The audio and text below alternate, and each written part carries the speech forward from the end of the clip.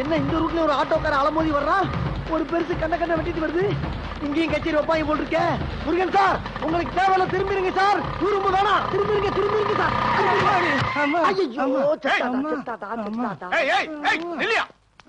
ஒரு ஆள் அடிபட்டு விழுந்து கிடக்குறான்ல, தூக்காம போயிட்டே இருக்க நீ பாட்டுக்கு. இடிச்ச நீதானா? என்னமோ நான் இடிச்ச மாதிரி பேசுற. இடிச்சேன்னு தெரியுது இல்ல, தூக்க வேண்டியதானே. நீ இடி பண்ணி எனக்கு எப்படா தெரியும்?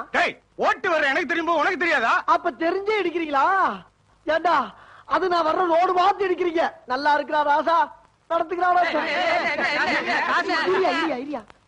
நான் தெரியாம தான் கேக்குறேன். உங்களுக்கு வேற வேலையே கிடையாதா?